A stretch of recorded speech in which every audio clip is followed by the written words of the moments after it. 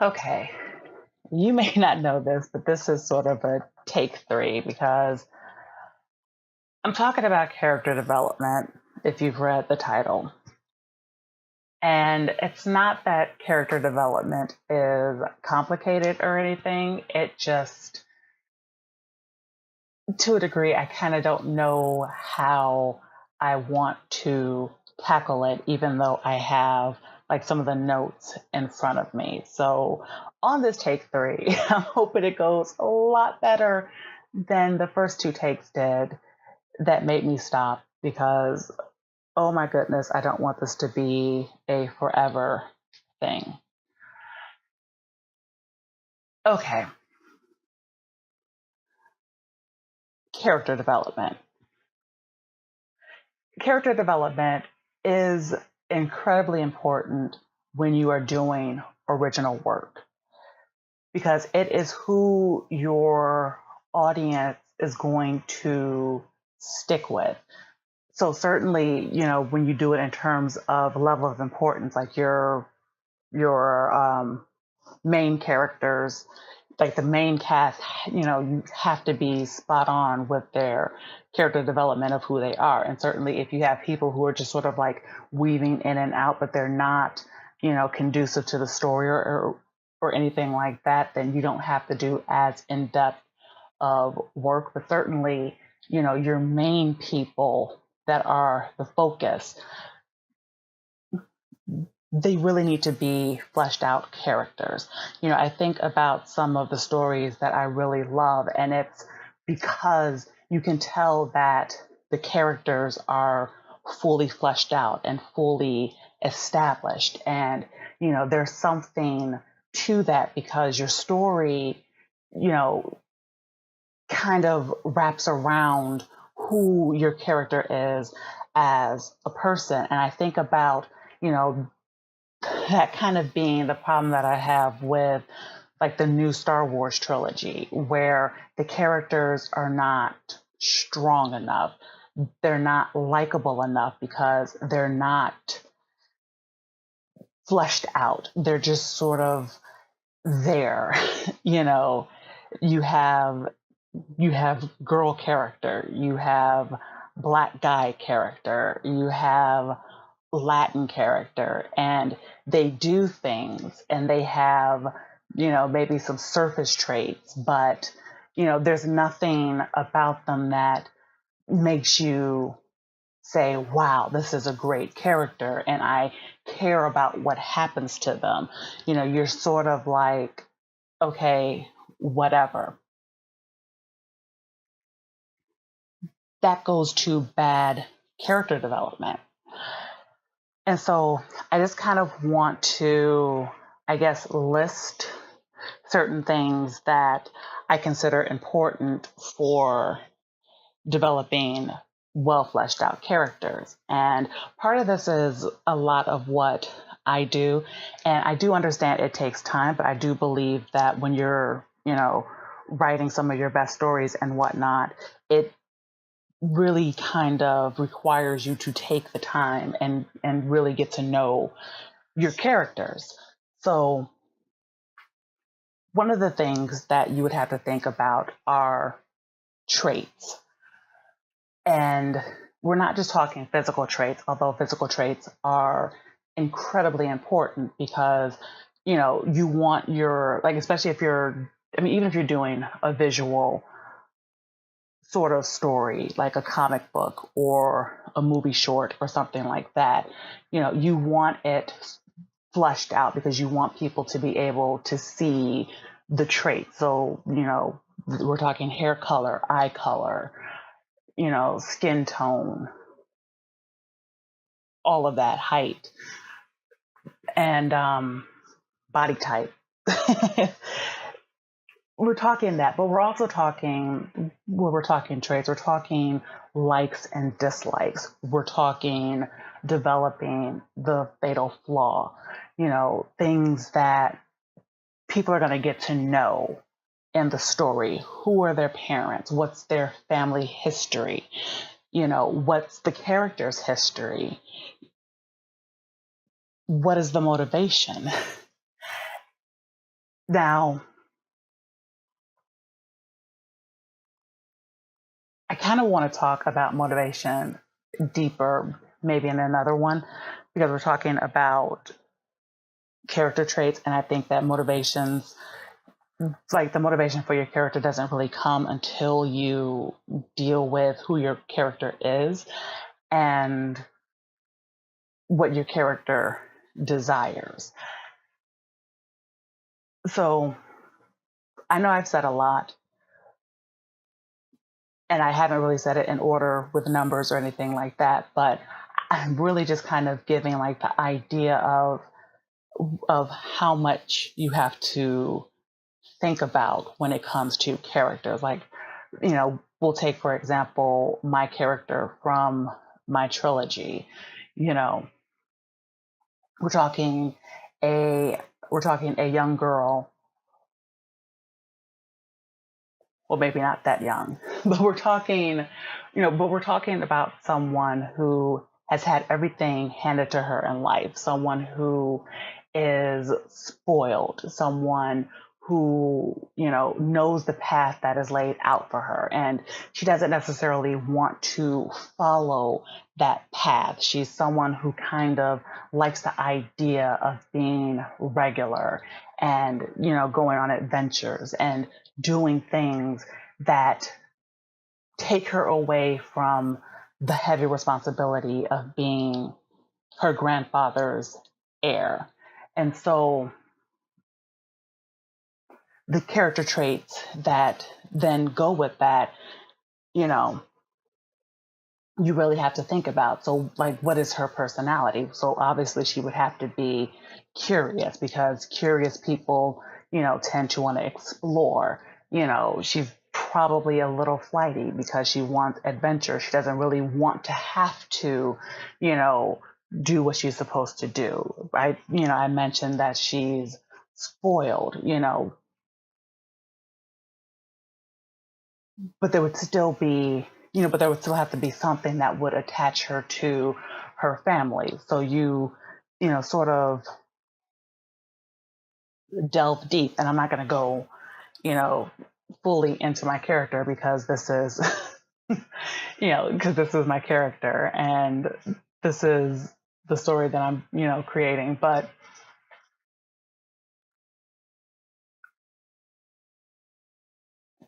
contrasting it to a character like Ray, where they did all this build up and you never got any payoff. And that's sort of like what I think about when I think about character development being important for the story, because, you know, your character is going to have to need reasons or have reasons that they're going to do certain things. And I'm not going to go too much longer, because it's obviously, I don't want to have to stop this again, because I don't want to have to go, I don't want to be off on a tangent or anything like that. But what I'll do is kind of list again and kind of leave it at that. So when you're developing a character, you have to look at traits. You have to look at likes, dislikes, physical attributes. You have to look at what your character desires, which means like, what do they want to do? You have to look at what are their motivations. I've heard, the actress Daisy Ridley, who talked, when talking about Ray, and, it's essentially well, she just wants to do the right thing. And, I can't remember who it was, but someone talked about before about how that's not the best motivation. And it really isn't, because you can get away with things like that if there's something in a person's personality. For Ray, that's not a good motivation, because we never got the impression that Rey ever wanted to leave where she was. She seemed so content on the planet that she lived in and in doing her daily routine that the idea that she suddenly goes on this adventure, it really doesn't make any sense for her character, if that makes sense. So motivations are then attached to the traits of your character. It's attached to the desires. Going back to, my character, as I said, she likes the idea of being able to adventure. She likes the idea of exploring. She likes the idea of being normal. So when the opportunity comes for her to leave home, and go on an adventure, it makes sense for her because, well, she likes to explore. She likes to adventure. She has a high sense of, she has a high sense of attachment to her family. She may not have a high sense of responsibility, but, we can get there. But essentially, when you look at it that way, attaching your character's traits to your character's motivation for why the story has to happen, it helps you sort of tie the two together. I would say think about some of your favorite stories and maybe reread those books and sort of like concentrate on the characters that you like best and sort of, think about and maybe write down some notes about why you like the characters, like what is it about them that speaks to you. And, I think that really would be sort of the thing, because if you like your characters, and you feel like your characters, and maybe ask other people if you have developed some characters and just sort of like talk to them about it, I think, you can get a sense for if you have a really good character, because I do believe that if you have a great character, and I guess, that's where I kind of agree with the author of Manga and Practice and Theory. When you have a great character, I believe that you can wrap a story around that character because it becomes easier to see the kind of story that they would participate in because you have taken the time to get to know them. Now, you would have to do this with every single character. I'm talking about just one of the characters, but I do have other characters in this trilogy, and it's been sort of the same thing where it's sort of like, what are their likes, what are their dislikes, and thinking about it. And maybe you would have to write down something like their histories, like what do you know? Part of the aggravating thing about the Rey drama is the fact that there's always been this sort of buildup as to who are her parents. And then you get The Last Jedi and it's like, oh, well, you're a nobody. And so it's sort of like, so then what was the point? Because we still don't know who this girl is. And the idea of her being a nobody, well, why should we care about this nobody? What is it about this nobody that we're supposed to like, that we're supposed to, think about, that we're supposed to attach ourselves to, that we're supposed to, care about what happens to them, and of course, hopefully, like the more and more that I go on and talk about this, the more, you hopefully get the sense and understanding of just how important it is that you think about these things and, take seriously the idea of the kind of character that you are creating for the sake of your story, especially because I do, I do really, really think that it does go hand in hand. And yeah, I think there doesn't seem to be much in terms of questioning, but that's because it's, heavily research based. So, take that into consideration that it's going to be a lot of research on your part, a lot of thinking, a lot of writing down stuff.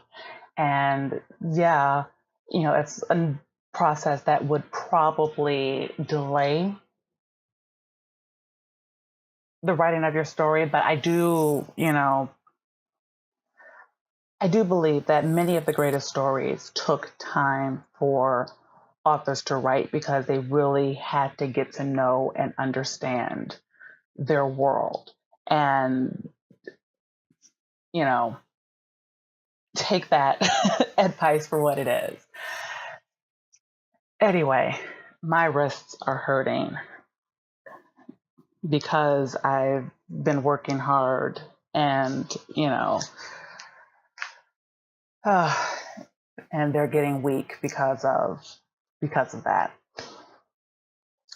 If you like this video, of course, subscribe to the channel, hit the like button, share it, hit the bell for notifications, help me grow, yada, yada, yada.